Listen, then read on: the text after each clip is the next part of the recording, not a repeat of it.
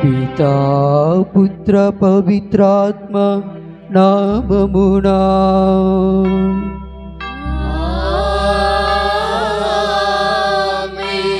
మన ప్రభువైన యేసుక్రీస్తు కృపా, సర్వేశ్వరుని ప్రేమ, పవిత్రాత్మ సహవాసము మీ అందరితో ఉండునుగాక.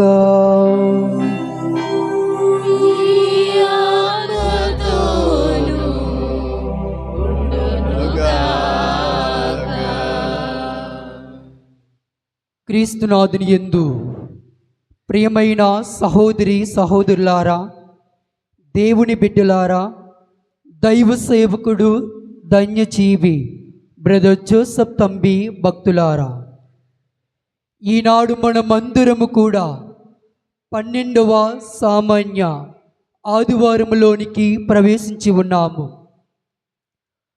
సర్వశక్తిమంతుడు సర్వమును సృష్టించి మనలను ప్రేమించి కాపాడుతున్నటువంటి దేవుని యందు నమ్మకము విశ్వాసమును ఉంచి ఆయన పైన భారము వేసి జీవిస్తే జీవితములో ఎదురయ్యే ఆటపోటులు, కష్టాలు, బాధలు, వేదనలు, నిందలు, అవహేళనలు, శోధనలు, కన్నీరు, కలతలు సులభతరము అవుతాయని మన అనుదిన జీవితములో నమ్మకము, అపారమైన విశ్వాసము లేనట్లయితే ఇదిగో చిన్న చిన్న సమస్యలు కూడా పెనుభూతాలు అవుతాయనే విషయాన్ని ఈరోజు వాక్య గ్రంథ పట్టణాలు క్లియర్గా స్పష్టము చేస్తూ ఉన్నాయి. ప్రియ దేవుని బిడ్డలారా, మన అనుదిన జీవితములో కూడా, మన కుటుంబ జీవితములో, మన వ్యక్తిగత జీవితములో మనకు ఎదురవుతున్నటువంటి కష్టాలను చూసి, బాధలను చూసి కుంగిపోతూ ఉన్నామా? అలసపోతూ ఉన్నామా? ఇదిగో ఏమి చేయలేనటువంటి పరిస్థితిలో ఉంటూ ఉన్నామా? మనకు బాధలు ఉన్నప్పుడు సమస్యలు పడిపోతూ ఉన్నామా? అయితే దేవుడు అంటూ ఉన్నాడు, ఇదిగో అపారమైనటువంటి విశ్వాసాన్ని ఇదిగో కోల్పోకుండా, నమ్మకాన్ని కోల్పోకుండా, ఇదిగో నా మీద ఆధారపడి ఇదిగో నన్ను వేడుకున్న వారిని నేను మళ్ళీ లేవనెత్తుతానని ఇంకో క్రీస్తు భగవానుడు తండ్రి దేవుడు తెలియపరుస్తూ ఉన్నాడు. ప్రియ దేవుని బిడ్డలారా, క్రైస్తవులుగా జీవిస్తున్నటువంటి మనము కూడా మన విశ్వాసాన్ని కూడా కోల్పోతూ జీవిస్తున్నటువంటి క్షణాలు మన అనుదిన జీవితంలో ఉన్నట్లయితే ఆ ప్రభుని యొక్క క్షమాపణను కోరుకుంటూ, ప్రభువా నీ విశ్వాసాన్ని నా అనుదిన జీవితంలో నాకు కనపరచు, ఇదిగో నేను కృంగిపోతున్న సమయంలో నా చెయ్యిని పట్టుకుని నన్ను నడిపించు అని ఆ భగవంతుని వేడుకొని ప్రార్థన చేద్దాం. సహోదరి సహోదరులారా, పవిత్రులైన ఈ పరమ రహస్యములను కొనియాడ యోగ్యుల మగుటకు మన పాపములను ఒప్పుకుందుము.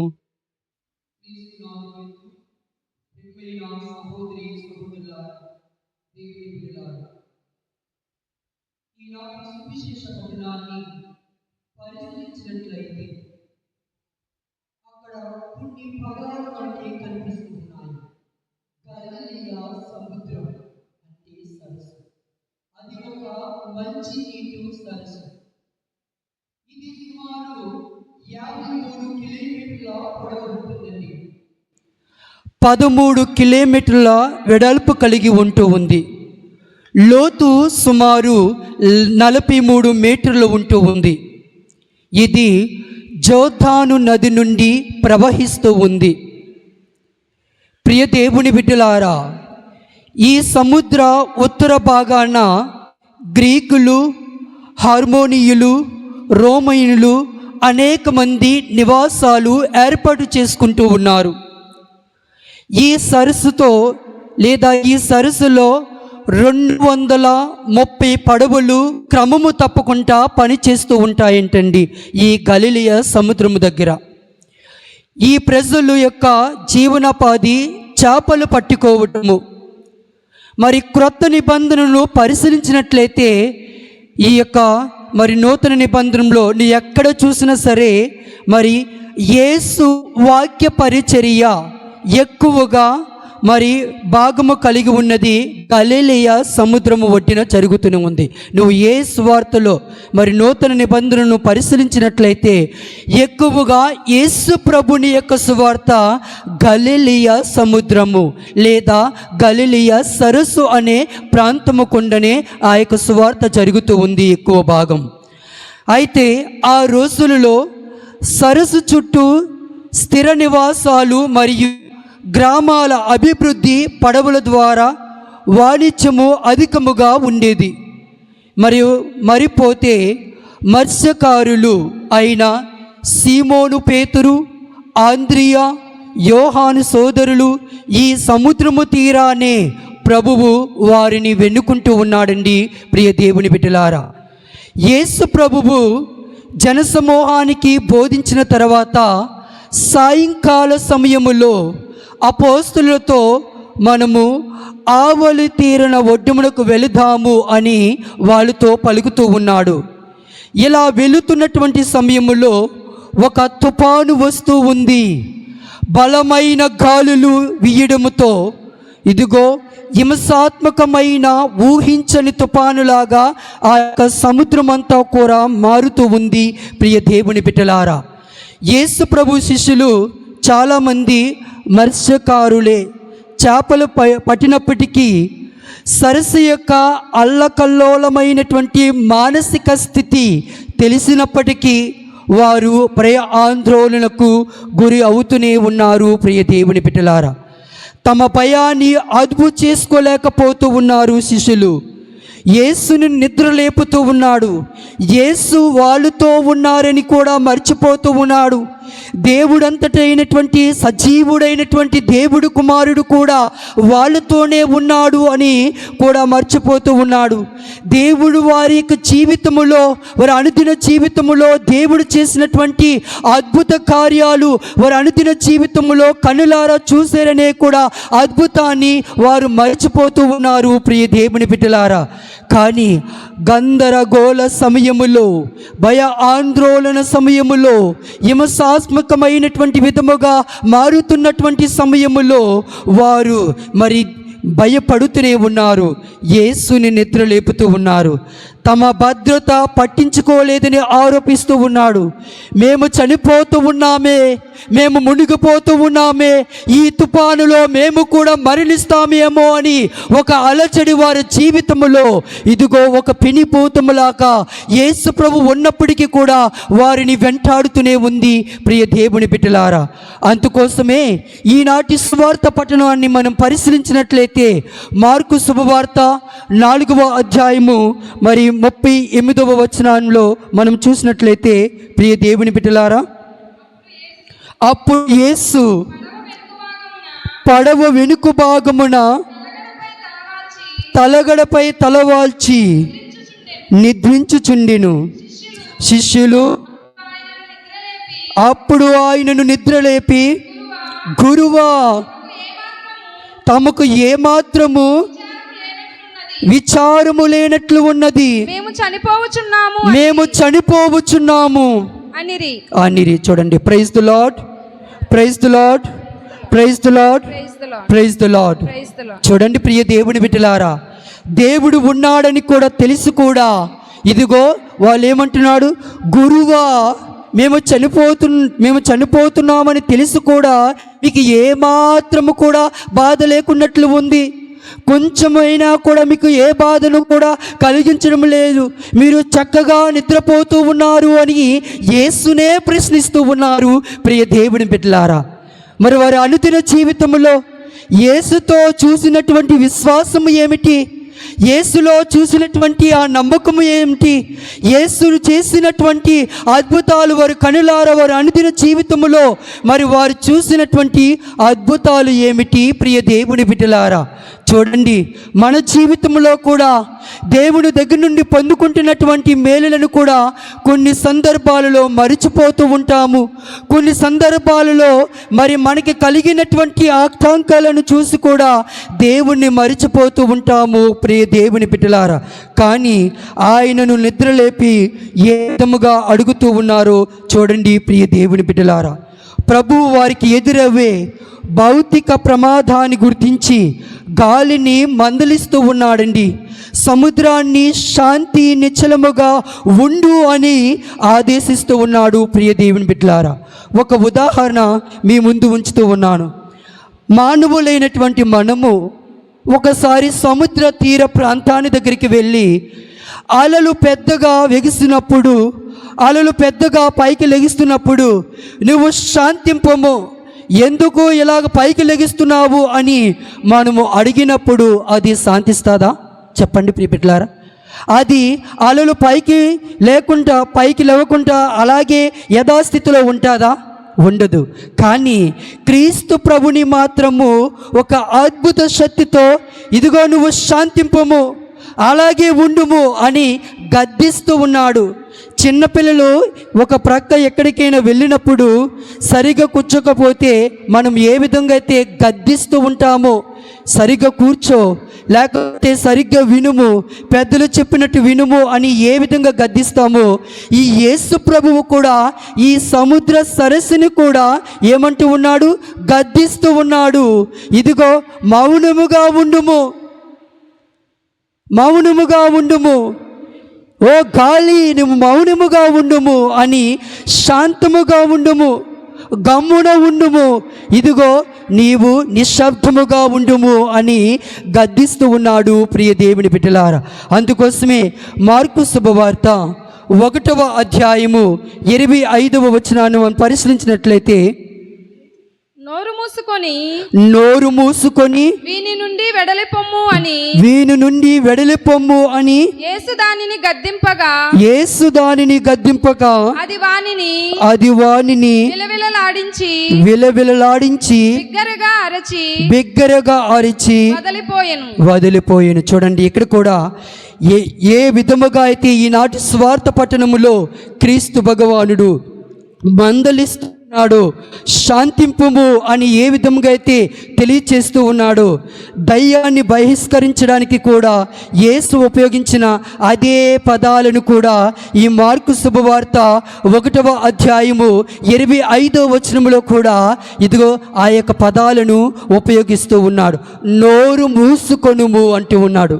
మనం చిన్నపిల్లల్ని ఏ విధంగా అయితే గద్దిస్తామో, ఓ దయ్యమా, ఓ భూతమా, ఓ అల్పమైనటువంటి మరి సాతానుని యొక్క అపవాద, నోరు మూసుకొనుము, ఇదిగో ఈ బిడ్డ నుండి వెడలిపొమ్ము అని తెలియచేస్తూ ఉన్నాడు. అదే పదాలను కూడా ఈనాటి సువార్తలో కూడా ఆ యొక్క మరి గాలులుగా మరి వంచన కించన చేస్తున్నటువంటి శిశుల యొక్క జీవితంలో కూడా యేసు ప్రభువు అదే పదాలను కూడా ఇదిగో మరి తెలియపరుస్తూ ఉన్నాడు ప్రియ దేవుని బిడ్డలారా. మరి ఇక్కడ యేసు పలికిన పదాలు ఇదిగో సముద్రం మీద రక్షణ ప్రశాంతతను కలిగిస్తూ ఉన్నాయి ప్రియ దేవుని బిడ్డలారా. అందుకోసమే ఈనాడు ఇక నుండి చాలా జాగ్రత్తగా వినాలి ప్రియ బిడ్డలారా. ఇక నుండి మన అనుదిన జీవితంలో ఈ సువార్త పట్టణము, ఈ సముద్రము, ఈ అల్లకల్లోలాలు, ఈ యొక్క మరి ఎదురవుతున్నటువంటి ఇవన్నీ కూడా దీని ద్వారా ఒక నీతిని మనము నేర్చుకోవాలి. ఏమిటి ఆ నీతి అనేది మనకి తెలియపరుస్తూ ఉన్నాడు ప్రియ దేవుని బిడ్డలారా.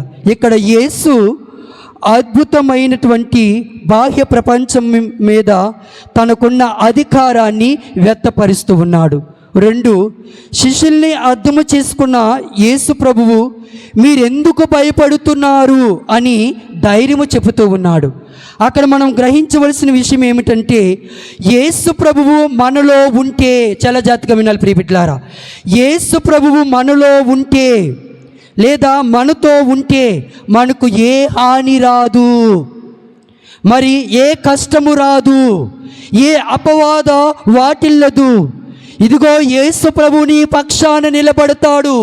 నీకు కష్టాలు వచ్చినప్పుడు, నీకు బాధలు వచ్చినప్పుడు, నీకు కన్నీరు వికట్ల శోధనలు నీ అనుదిన జీవితంలో ఎదురైనప్పుడు, ఇదిగో నువ్వు యేసు పక్షాన నిలబడితే, నువ్వు ఏ స్థితిలో ఉన్నా, ఏ గతిలో ఉన్నా, ఏ సమయములో ఉన్నా, ఏ పరిస్థితిలో ఉన్నా, నీకు అంతా అయిపోయింది, నా సమస్తము అయిపోయింది, నా జీవితము నేను కోల్పోతాను అనుకున్న పరిస్థితులలో కూడా నీ దేవుడు నీ పక్షాన నిలబడడానికి, నిన్ను లేవనెత్తడానికి సిద్ధముగా ఉన్నాడు.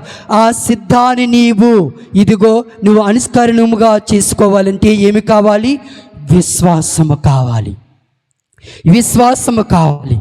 ఆ విశ్వాసము, ఆ నమ్మకము, దేవుని మీద ఆధారపడే ఆ యొక్క విశ్వసనీయతను మన అనుదిన జీవితములో మనకి లేకపోతే మన జీవితాలు మరి కూలిపోతాయి. ప్రియబిడ్డలారా, ఆ తుఫానుల వలె, హింసాత్మకమైన గాలుల వలె, సాతానుని యొక్క అపవాదుల వలె మన జీవితాలను చిందరవందర చేసి, ఇదిగో వంచన కించన చేసి మన జీవితాలను మట్టుమాయం చేయడానికి సాతానుడు మరి ఈ యొక్క గాలులు కూడా సిద్ధమవుతూ ఉంటాయి. ప్రియ దేవుని బిడ్డలారా, అందుకోసమే దేవుడు అంటూ ఉన్నాడు చూడండి, తుఫాను సెలరేగి అలలు పెద్ద ఎత్తున లేచి పడవను చిందరవందర చేసి దాన్ని ముంచి వేసినప్పుడు ప్రభు ఎక్కడ ఉన్నారు అని మీరు ప్రశ్నించవచ్చు. కానీ పడవ వెనుక భాగము అంటే చుక్కాని ఉన్న చోటు, ఆ చుక్కాని దగ్గర ప్రభువు ఉన్నారు. ఆ చుక్కాని దగ్గర ఉన్న వ్యక్తి చేసే పనేమిటో తెలుసా? పడవ నడపవలసిన దిశను, మరి అది నడపవలసినటువంటి వేగాన్ని అతడు ఇదిగో నియంత్రిస్తూ ఉన్నాడు. ప్రియ దేవుని బిడ్డలారా, అందుకోసం అంటే పడవ అంటే ఆధీనములో ఉంటూ ఉంది. అతడు దానిని సురక్షితముగా గమ్యము చేరుస్తాడు. ప్రియ దేవుని బిడ్డలారా, ఆ విషయాన్ని శిష్యులు మరిచిపోతూ ఉన్నాడు. తమ పడవ ప్రభు ఆధీనములో ఉన్నదన్న విషయము వారు పూర్తిగా మర్చిపోయారు. ప్రభువు ఉన్నాడనే విషయము ప్రభు పూర్తిగా మర్చిపోయారు. ఆ పడవ యొక్క టెడ్డును, ఇదిగో కర్రతో లేదా తేపను కూడా ప్రభు చేతిలోనే ఉన్నది అన్నది కూడా వారు మర్చిపోయారు. ఆ పడవ కూడా పూర్తిగా ప్రభుని యొక్క ఆధీనములో, ప్రభుని యొక్క దివ్యమైనటువంటి దృష్టిలో ఉన్నది అన్నది కూడా వారు మర్చిపోయారు. ప్రియ దేవుని బిడ్డలారా, అందుకే గాబర పడుతూ ఉన్నారు, తొందర పడుతూ ఉన్నారు, కించన పడుతూ ఉన్నారు. ప్రియ దేవుని బిడ్డలారా, మరి మన జీవితం అనే పడవ ఏ విధముగా ఉన్నది? మన జీవితం అనే పడవ యేసు ప్రభుని ఆధీనములో ఉన్నదా లేదా? ఆత్మ పరిశీలనం చేసుకుందాం. ప్రియ దేవుని బిడ్డలారా, సమయము రానే వచ్చి ఉన్నది.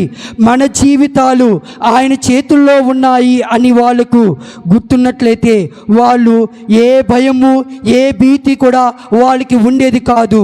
వాళ్ళు నిశ్చయముగా ఉండేవారే. ప్రియ దేవుని బిడ్డలారా, యేసువా వందనం, యేసువా స్తోత్రం, తండ్రి స్తుతి, తండ్రి స్తోత్రం, ఆత్మదేవా వందనం, ఆత్మదేవా స్తోత్రం, త్రియేక దేవా వందనం, త్రియేక దేవా స్తోత్రం. ప్రియ దేవుని బిడ్డ, మరి మన సంగతి ఏమిటి? మన జీవితాలు ప్రభు ఆధీనములో ఉన్నాయా? మన జీవిత తీరాలు మరి తీర్పు చేర్చమని ఆయనకు అప్పగించుతూ ఉన్నామా?